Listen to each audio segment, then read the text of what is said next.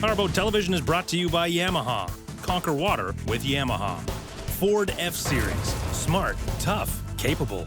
And BoatBuys.com. Over 60,000 new and used boats for sale.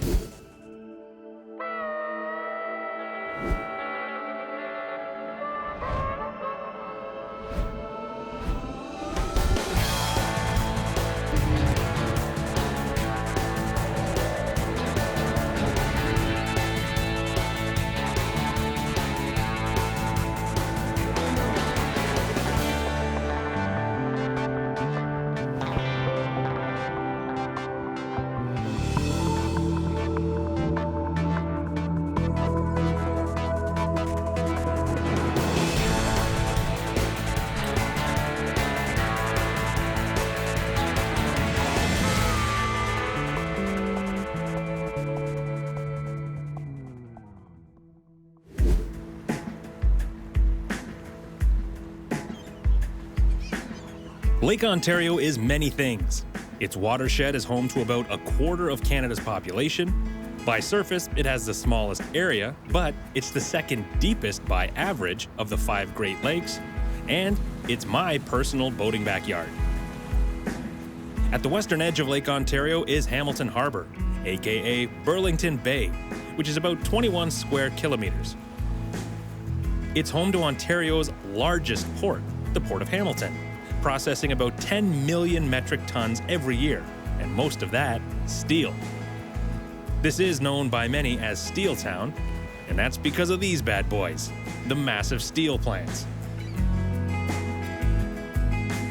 But you have a fantastic facility like Harbour West Marina, and this right here is my friend Kelly Flood, Hey. General Manager. Thanks for having us. All-around good guy, too. Oh, thank you. That's going above and beyond.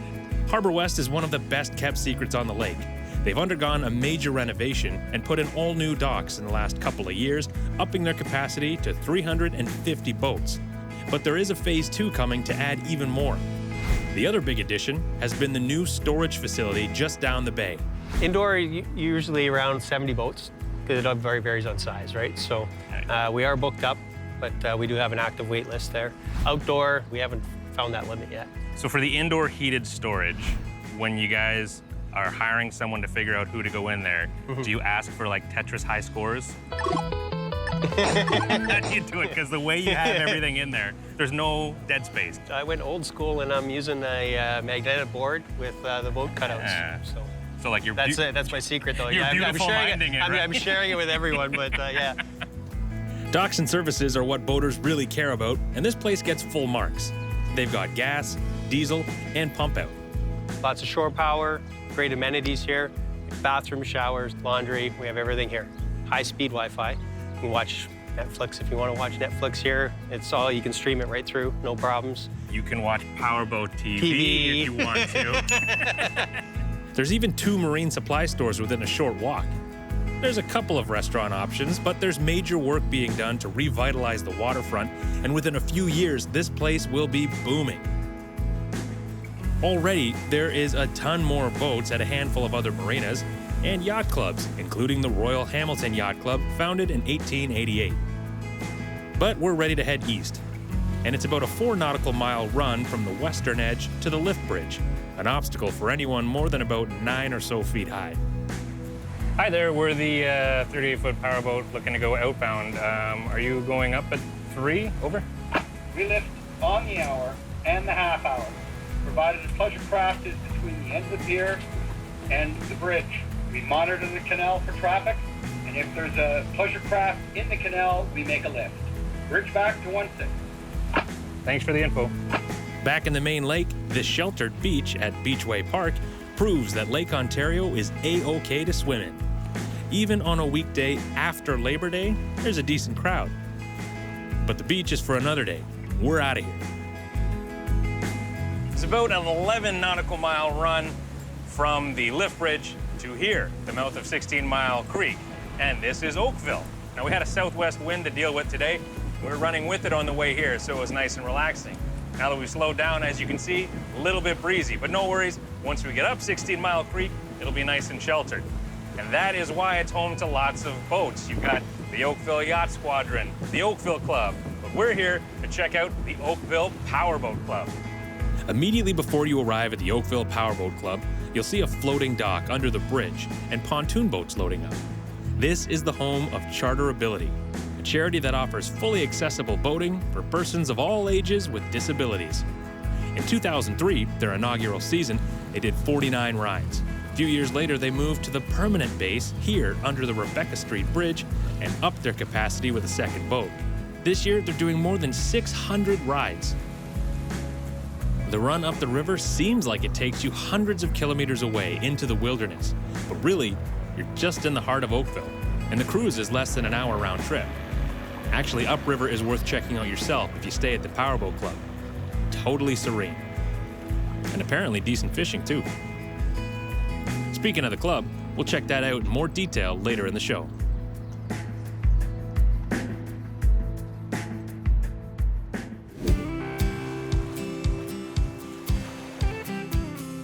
If you have a boat and you want to protect it, you probably have a couple of fenders. But if you have a dock and you want to protect it, you might want to look at one of the products from Dock Edge. This is their single P extruded Dock Edge protector. They're really easy to install. Simply position it where you want. I usually start with a center screw. There's even a little channel guide to know where to plant the screw. Now basically you're going to run screws every 6 inches till you get to the end. And what's great about these Dock Edge products, unlike a fender that only provides point protection, this will provide protection along the entire dock. So it doesn't matter where you put your cleats or even where you park your boat, you're always going to be protected. These products are made from durable PVC, which means they have UV protection built right in. But they also have a fungicide built in them to prevent mold accumulation in damp or wet climates. There's a 2-year guarantee on them, but they're really designed to last a lifetime. The boating industry is full of innovation, but it's not that often we come across something truly unique.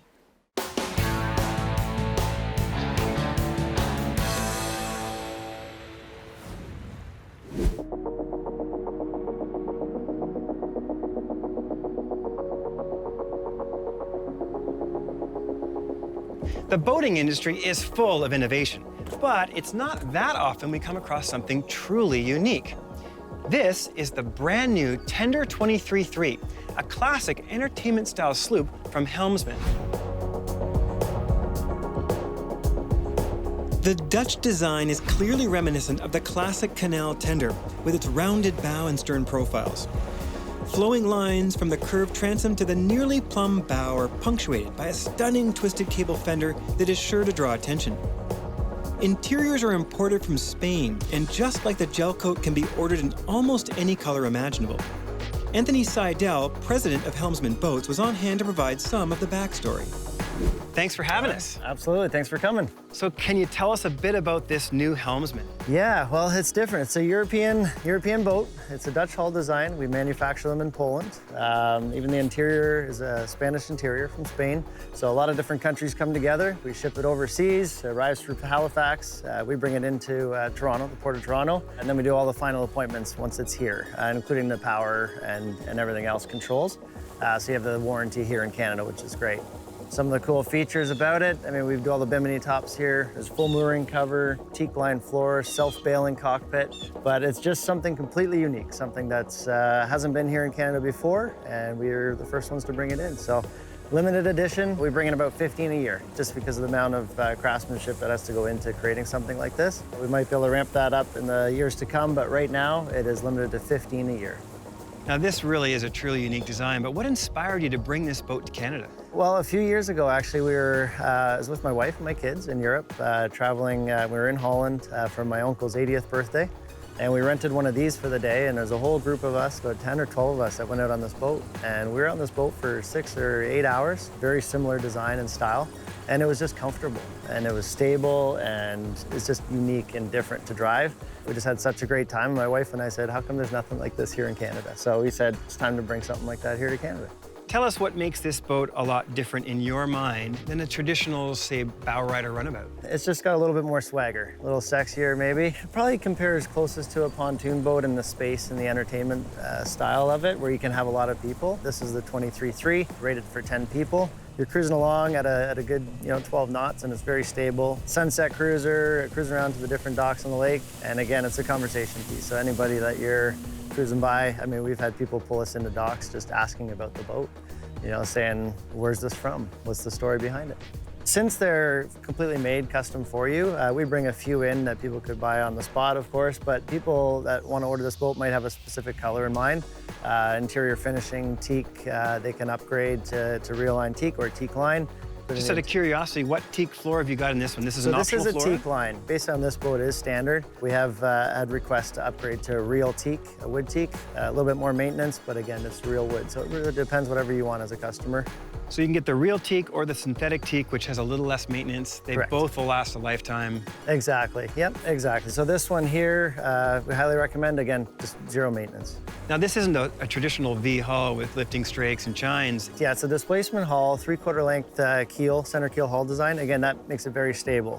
When you're cruising, when you have a lot of people on board at lower speeds, it's a very nice tracking boat. Not only is the design unique, but the power option as well. This isn't an inboard engine. No, it's actually an outboard mounted inside the boat. So we've made a full compartment for it. So you keep the nice lines of the boat, but you do have the convenience and the ease of an outboard engine. Since the outboard is fully enclosed, it is extremely quiet. But you have to be a little careful when trimming the engine up. Go too far and the cowling could get scratched. The Escape we tested had a 90 horsepower Evinrude E-Tech. While we recorded a top speed of 21 miles per hour, the sweet spot for cruising seems to be in the 12 to 15 mile per hour range, where the wide beam and full-length keel impart a feeling of stability and comfort. The semi-planing hull has a unique shape with a fine entry point, but the running surface is extended aft to either side of the engine for added stability. The ride is soft and stable, especially at lower speeds. One of my favorite features is the helm itself. Situated aft, it provides a commanding view of the entire boat while underway. Since cruising speeds are typically fairly low, this allows the captain to remain engaged in any conversation happening aboard.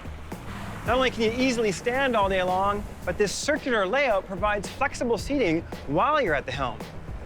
And I really like the large wheel. It provides a yacht-like feeling. It's small enough to maneuver around, so if you want to drive from either side of the helm, it's no problem at all. The 23.3 can accommodate up to 10 people, and the circular layout is perfect for engaging conversation. And unlike a pontoon boat where you feel like you're sitting on top of it, with a helmsman, you definitely feel like you're sitting in the boat.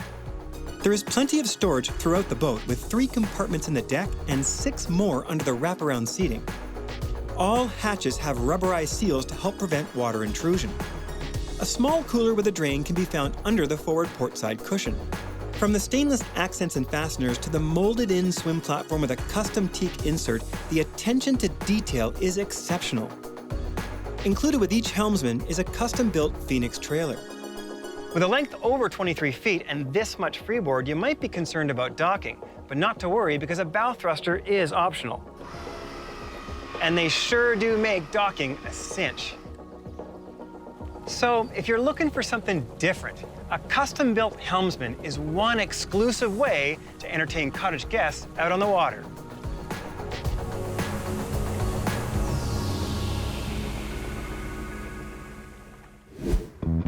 I don't like drilling a hole in my boat under the waterline unless I have to, and I don't have to.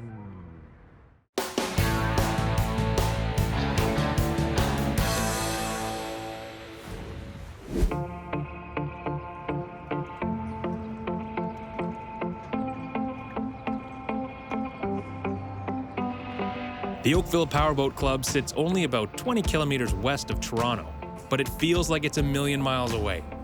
In fact, other than a few apartment buildings peeking over the trees and those 2 bridges, you could easily forget that you're in the heart of downtown Oakville altogether.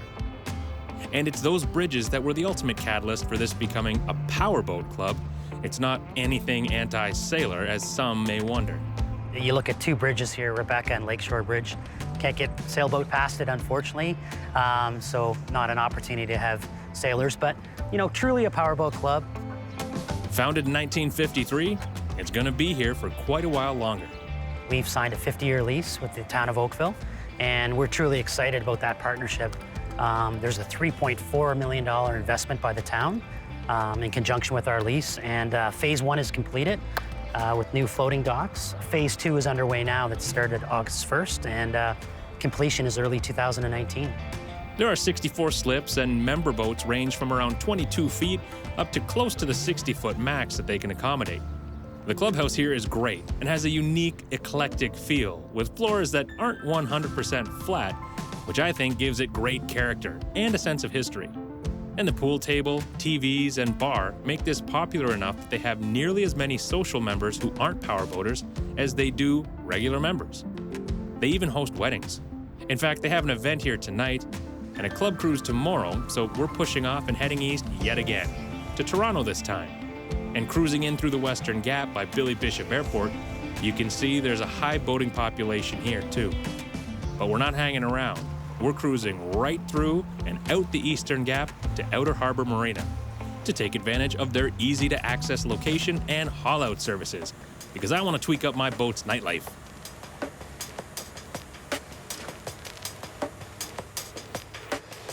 When I got my boat 5 years ago, it had underwater lights on it. At best, they were just okay. Now, they barely work. They emit the faint flicker of a lighter. So what do? They have the option of taking them out, but then you gotta patch these holes. You could drill new holes to put new ones in.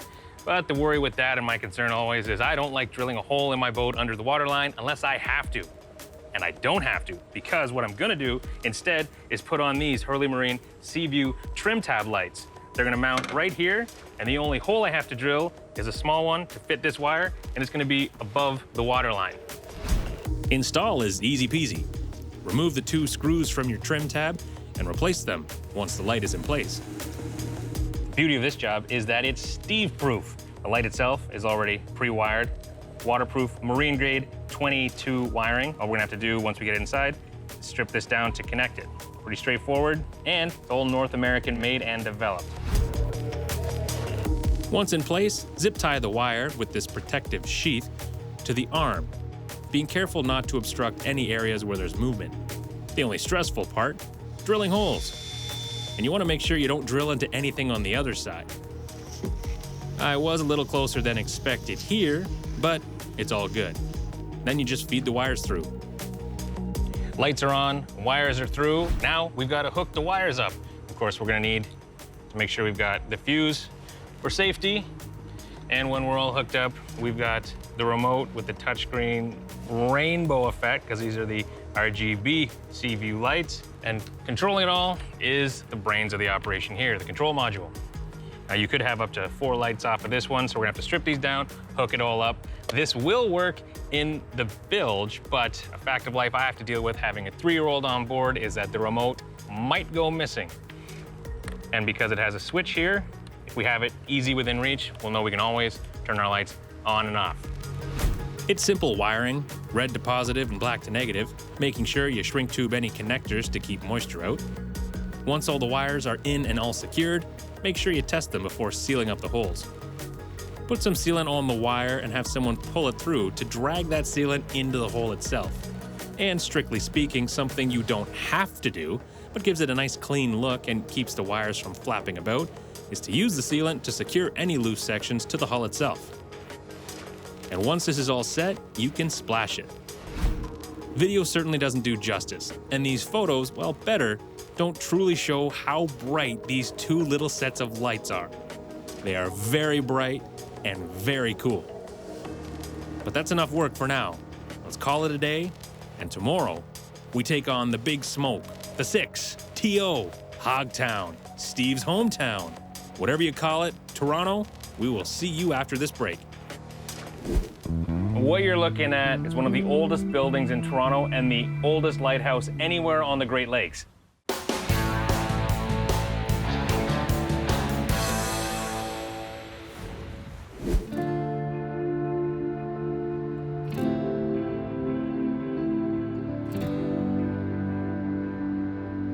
The settlement of York was placed here because of its strategic location within a natural harbor.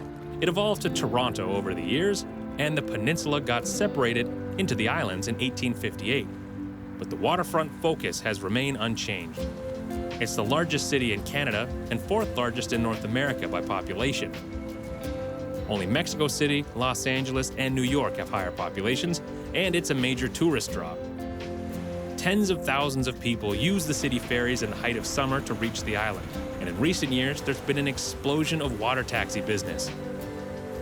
Though the yellow pontoons have been plying the harbor water since 1995. And you'll see every imaginable sort of pleasure boat in between, from small rentals to larger cruisers and sailboats to these funky hydrofoil sailors we stumbled upon. But this remains an active commercial port too. Not as big as Hamilton with the steel industry, but the Port of Toronto processes around 2 million metric tons of cargo annually. And since 1958, Redpath Sugar has been a big part of that, with freighters delivering hundreds of thousands of metric tons of raw sugar every year. The bulk of the waterfront is recreational though, and there are lots of marinas, including 3 run by Harbourfront, and a few yacht clubs on the islands, including Island Yacht Club furthest to the west, and Queen City Yacht Club furthest to the east on Ward's Island. It's here that there are a few hundred homes, the last remnants from when all of the islands were residential. If you're going to talk about boating in Toronto, you have to include the iconic and historic Royal Canadian Yacht Club. It's one of the oldest in North America. Now, it's 95% sailboats, some really nice ones as you can see, but there are some powerboats, like right over my shoulder here.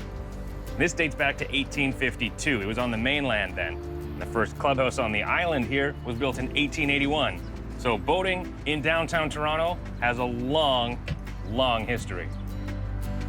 Nowhere near that old, but RCYC's closest neighbor is the Toronto Island Marina, TIM as it's called by many, and the only fuel dock in the Inner Harbour. It also has a small store and cafe, and a bar that features live music every weekend. Behind me where all these boats are tied up, this is Hanlon's Point Mooring Wall. And this is super popular in the height of summer. It's actually run by the Toronto Island Marina. They can fit 100 to 150 boats, depending on size. More if you're gonna raft off, which I've seen on busy weekends. And it's so popular because you're docked right at the park. Hanlon's Beach is right there. And you have this amazing view. What you're looking at is one of the oldest buildings in Toronto and the oldest lighthouse anywhere on the Great Lakes. This is Gibraltar Point Lighthouse, and it was built in 1808 and first lit in 1809. It wasn't actually decommissioned until 1956, but here it still stands. Its most enduring legend, perhaps, is that of the first lighthouse keeper, John Paul Rattlemuller. In 1815, soldiers from Fort York allegedly came over in search of bootlegged beer. A big brouhaha broke out, and the keeper was killed, and he allegedly haunts it to this day. I get to meet lots of fellow boaters around the country, and I'm happy to share that I spend my downtime with my family on our boat on Lake Ontario.